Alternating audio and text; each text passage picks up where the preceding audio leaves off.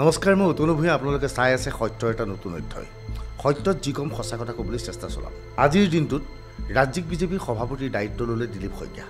ভৱেশ কলিতাৰ উত্তৰাধিকাৰী হিচাপে দিলীপ শইকীয়াই দায়িত্ব গ্ৰহণ কৰিলে।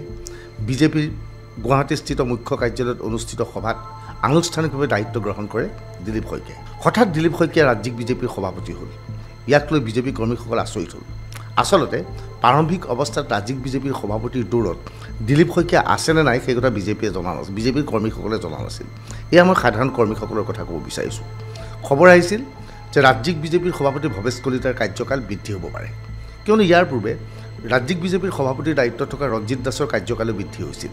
গতিকে 2026 নিৰ্বাচনৰ পূৰ্বে ৰাজ্যিক বিজেপিৰ সভাপতি সলনি কৰা নহয় বুলি বিজেপিৰ ভিতৰত খবৰ আহিছিল।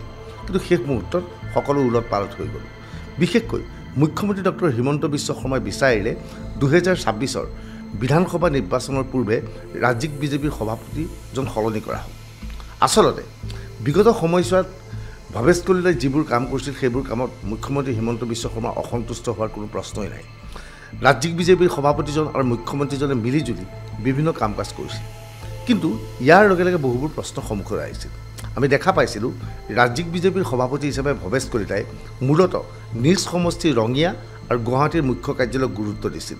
উজনি, নামনি বা অন্যান্য প্ৰান্তত, উত্তৰ অসম বা অন্যান্য প্ৰান্তত ভৱেশ কলিতাৰ যি ধৰণৰ তৎপৰতা হ'ব লাগিছিল সভাপতি হিচাপে তেনেধৰণৰ তৎপৰতা দেখা পোৱা গৈছিল।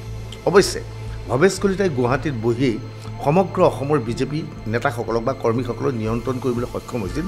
কিন্তু যিদৰে ভৱেশ কলিতাই ৰঙিয়াত ঘূৰিছিল সেইদৰে আন সমষ্টিবোৰক ঘূৰাটো পৰিলক্ষিত হোৱা নাছিল।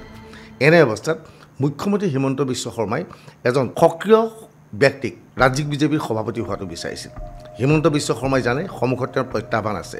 2026 বিধানসভা নিৰ্বাচনৰ সময়ত ৰাজ্যিক বিজেপিৰ এনে এজন সভাপতিৰ প্ৰয়োজন হ'ব যিজনে মুখ্যমন্ত্ৰীৰ দৰে সমানেই ৰাজ্যৰ বিভিন্ন প্ৰান্তত নিৰ্বাচনী প্ৰচাৰ চলাব পাৰিব।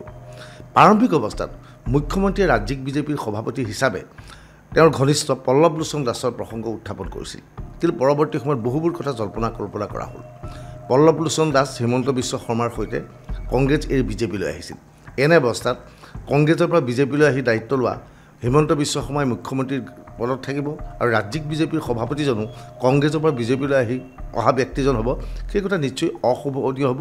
ইয়াৰ ফলত হয়তো ৰাজেন গোহাঁইকে ধৰি বিজেপিৰ একাংশ জ্যেষ্ঠ নেতাই ইয়াক সমালোচনা কৰিব। সেয়েহে শেষ মুহূৰ্তত মুখ্যমন্ত্ৰীয়ে দলৰ নেতৃত্বৰ ওচৰত প্ৰস্তাৱ আগবঢ়াইছিল যে ৰাজ্যিক বিজেপিৰ সভাপতি হিচাপে দায়িত্ব দিব লাগে দিলীপ শইকীয়াক। আচলতে মঙলদৈ লোকসভা সমষ্টিৰ সাংসদজনৰ সৈতে মুখ্যমন্ত্ৰী হিমন্ত বিশ্ব শৰ্মাৰ অতি ঘনিষ্ঠ সম্পৰ্ক। সৰ্বানন্দ সোণোৱাল মন্ত্ৰীসভাত সৰ্বানন্দ সোণোৱাল মুখ্যমন্ত্ৰী হৈ থকা অৱস্থাতো দিলীপ শইকীয়া হিমন্ত বিশ্ব শৰ্মাৰ অতি ঘনিষ্ঠ আছিল।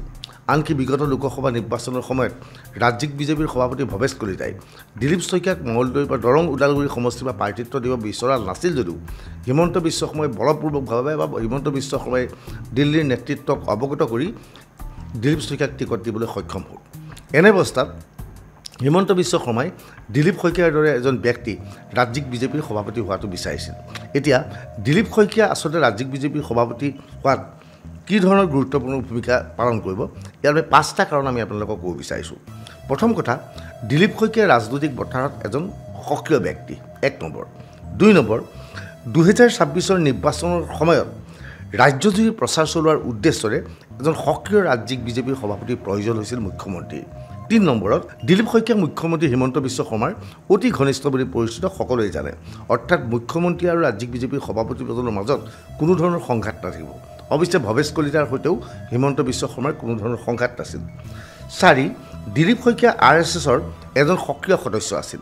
পল্লৱ লোচন দাসৰ নাম উত্থাপন হৈছিল যদিও দেখা গৈছিল যে দিলীপ শইকীয়া RSSৰ পৰা বিজেপিলৈ আহিছিল, তেওঁ বিজেপিৰ যুৱ মৰ্চাৰ সৈতে জড়িত আছিল।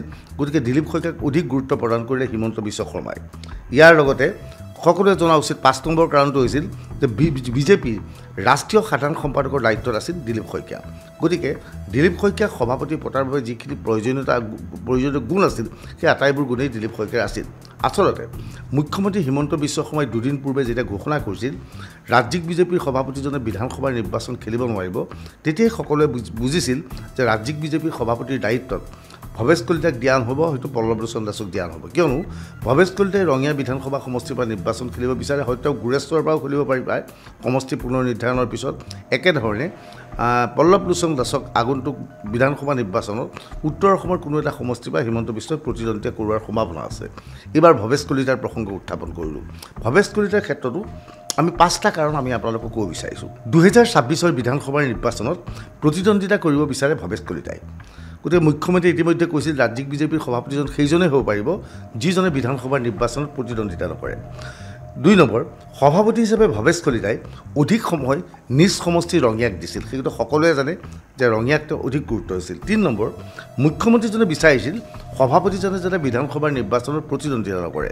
ইয়াৰ কাৰণ এইটোৱেই যে সভাপতিজনে সমগ্ৰ ৰাজ্যজুৰি নিৰ্বাচনী প্ৰচাৰ যাতে চলাব পাৰে। আজি ভৱেশ কলিতা যদি সভাপতি হৈ থাকিলেহেঁতেন তেওঁ ৰঙিয়া বিধানসভাক অধিক গুৰুত্ব দিবলগীয়া হ'লহেঁতেন আন সমষ্টিৰ তুলনাত।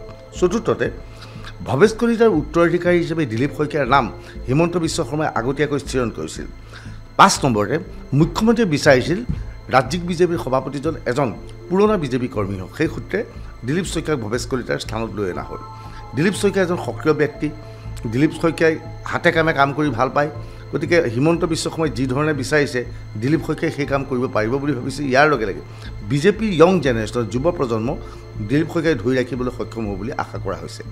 মুখ্যমন্ত্ৰী তথা বিজেপি কৰ্মী নেতাসকলে আশা প্ৰকাশ কৰিছে 2026 দিলীপ শইকীয়াৰ নেতৃত্বত বিজেপিয়ে হিমন্ত বিশ্ব শৰ্মাৰ সহযোগত দলক সাংগঠনিকভাৱে শক্তিশালী কৰিব পাৰিব আৰু নিৰ্বাচনী যুদ্ধত পুনৰ জিকাই আনি বিজেপিক ক্ষমতাত বহুৱাব পাৰিব। এই সমগ্ৰ ভিডিঅ' সংক্ৰান্তত আপোনাৰ মতামত কমেণ্ট ছেকশ্যনত লিখিব পাৰিব। ধন্যবাদ।